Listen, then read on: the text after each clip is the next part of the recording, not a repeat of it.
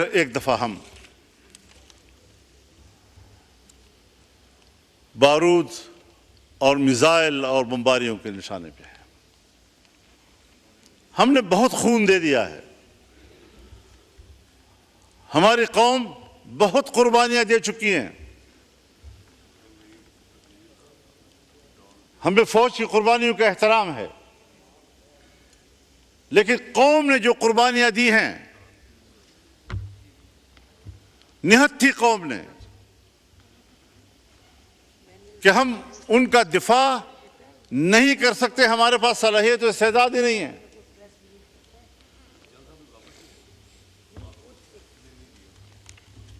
मुझे कराची में बताया गया कि ऐन ईद के रोज दो साला बच्चे अगवा कर लिए गए, और जिस दिन मुझे यह बताया जा रहा था उस वक्त तक वो बरामद नहीं हो सके थे। कहां गई इंसानियत? किसको आप इंसानियत का दर्ज देना चाहते हैं? इंसान तो ये कुछ कर रहा है। इस इंसानियत की रहनुमाई के लिए कौन सा निज़ाम होगा जो मुझे रोशनी दे सके इस्लाम से पहले के मुआशरे को, इस्लाम से पहले के दौर को? आज 1400 साल गुजरने के बाद भी हम दौर जाहिलियत कहते हैं। अगर उस वक्त अल्लाह के दिए हुए निज़ाम से मुबर्रा होकर अपनी हैवानी ख्वाहिशात के तहत जिंदगी गुजारने को ज़माना जाहिलियत से ताबीर किया जा सकता है, तो आज भी इस तरह की सोच को मैं जाहिलियत से ताबीर करता हूं। यह कतर कौम की रहनुमाई करने की सलाहियत नहीं रखते।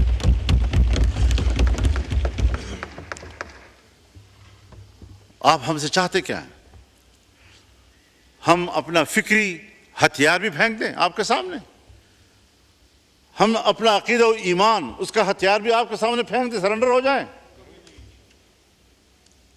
मैं ऐलान करता हूं कि अगर रियासत के जिम्मेदारों को, हुक्मरानों को इस किस्म के एजेंडा कबूल व मंजूर है, तो फिर आपकी इस सोच के खिलाफ मैं इस ऐवान से ऐलान जंग करता हूं। ये न खत्म होने वाली जंग हो। कुछ अल्लाह को सामने रखे। ये 99 नाम का हम बार बार हवाला देते हैं। हम अल्लाह की 99 सिफात के नीचे बैठे हुए हैं। इसलिए हमने लिखे हैं सर के ऊपर कि उनकी बरकतें नाज़िल हों। लेकिन जो करतूत हमारे हैं, जो हम कर रहे हैं, जो इन्हीं नामों के निज़ाम के साथ कर रहे हैं, इसके बाद हम इसकी बरकत के मुंतज़र होंगे या इसकी फिटकार के मुंतज़र होंगे? कुछ तो एहसास जिम्मेदारी होना चाहिए कि हम किधर जा रहे हैं।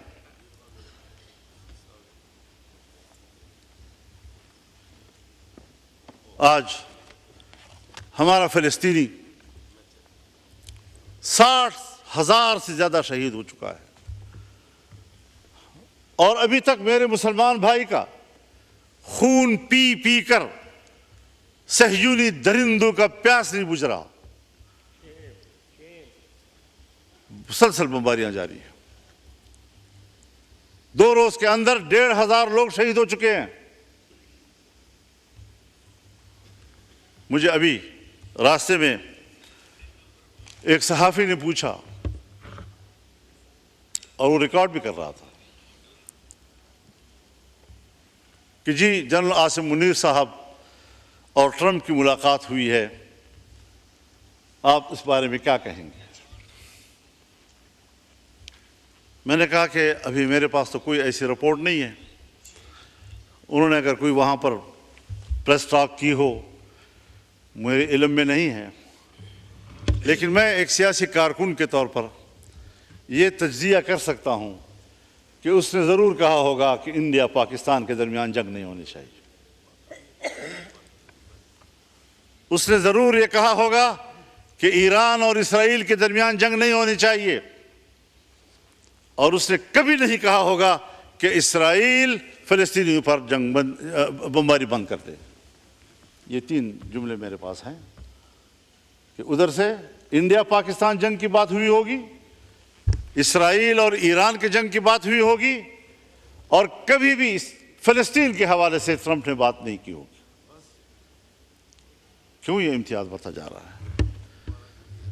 जहां पर सहयूनी मरता है, जहां पर मोदी मरता है, इससे तो उनको तकलीफ हो रही है, लेकिन अगर एक गरीब मुसलमान, गैर मुसल्लह मुसलमान, छोटे छोटे बच्चे, खवातीन, बूढ़े बुजुर्ग, उनका खून बह रहा है, पूरा शहर मलबे का ढेर बन गया है, इसका किसी को एहसास नहीं है।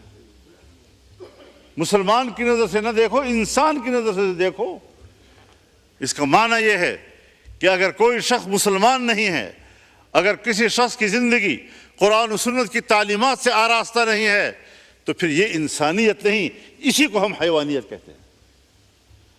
इस इंसानियत पर फख्र मत करो, शर्म के मारे तुम्हारे सर झुक जाने चाहिए। इसको इंसानियत कहते हैं। पाकिस्तान इस्लामी दुनिया का बड़ा मुल्क है। पाकिस्तान इस्लामी दुनिया का मुअस्सर मुल्क है। पाकिस्तान इस्लामी दुनिया का ताकतवर दिफाई कुव्वत है। पाकिस्तान इस्लामी दुनिया का एटमी ताकत है। पाकिस्तान के अंदर वो तमाम सलाहियतें मौजूद हैं कि वो उम्मत मुस्लिमा की क़ियादत करे। और हम हैं कि मुल्क के दाखिली सूरत हाल में भी हम दिफाई पोजीशन में हैं, और खित्ते की सूरत हाल में भी हम दिफाई पोजीशन में हैं। क़ियादत खाक करेंगे हम। यही पैगाम इस पार्लियामेंट से उम्मत मुस्लिमा को जाना चाहिए, OIC को जाना चाहिए। बैनुल अक़वामी इदारों की कोई हैसियत अब नहीं। किसी भी मुल्क की मईशत के लिए ज़रूरी है कि उसको पुरअमन माहौल मिले। हमारे मुल्क में 9/11 के बाद हम मुसलसल मैदान कारज़ार बने हुए हैं, और लड़ाइयाँ हैं, कत्ल गारतगरी है, जो किसी ज़माने में जुर्म तस्वुर किया जाता था। कितनी बदकिस्मती की बात है कि आज वो हमारे कल्चर का हिस्सा बन गया है, और सिरे से महसूस ही नहीं किया जा रहा कि यहाँ बदअमनी है, यहाँ लोग महफूज नहीं है। जितने बाइज्जत लोग, जिनको कम से कम अपने सूबे में मैं जानता हूँ या बलूचिस्तान में मैं जानता हूँ, कोई बाइज्जत इंसान भत्ते दिए बगैर अब जिंदा नहीं रह सकता। ये हमारी हालत हो गई है। पार्लियामेंट है तो हिंदुस्तान ने हमारे ऊपर हमला किया। हिंदुस्तान हर लिहाज से हमसे 10 से 15 गुना ज़्यादा ताकतवर और बड़ा है। दिफाई लिहाज से भी हमारी और उनकी निस्बत तकरीबन यही है। लेकिन पाकिस्तान ने जिस जुर्रत के साथ उसका दिफा किया, उसके डिफेंस सिस्टम को नाकारा बनाया, जिन जहाज़ों और जिन पायलटों पर उनको गुरूर था, पाकिस्तान ने उनके गुरूर को ज़मींबोस कर दिया। ये सब कुछ देखा और हर तरफ से दाद तहसीन मिली हमारी दिफाई क़ुव्वत को। यानी इसका माना यह है कि अगर हमारी दिफाई क़ुव्वत अपनी आईनी और पेशेवराना जिम्मेदारियों को पूरा करती है और ख़ुद को वहाँ तक महदूद रखती है, कौम कल भी उनके साथ खड़ी थी, कौम आज भी उसके साथ खड़ी होगी। लेकिन सवालात दो हैं। क्या हमारी एस्टेब्लिशमेंट अपनी जिम्मेदारियों तक महदूद है? क्या दिफा के अलावा मुल्क की सियासत को वो कंट्रोल नहीं कर रहे? क्या हमारी पार्लियामेंट को वो कंट्रोल नहीं कर रहे? अगर वो न चाहें, पार्लियामेंट के सुप्रीम होने के बावजूद मेरी तकरीर बाहर नहीं जा सकती। गैलरी में बैठे हुए सहाफ़ी जो आपके इसी स्क्रीन को देखकर उससे खबरें लेते हैं, वो बंद कर दी जाती है। तो फिर आप बताएं कि ये पार्लियामेंट और ये हुकूमत कैसे सावरन है? दूसरा सवाल ये पैदा होता है कि अगर हम 3 या 4 घंटों में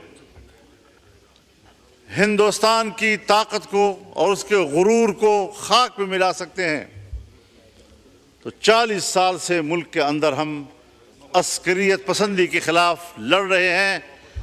इसके खिलाफ हमें कामयाबी क्यों नहीं मिल रही?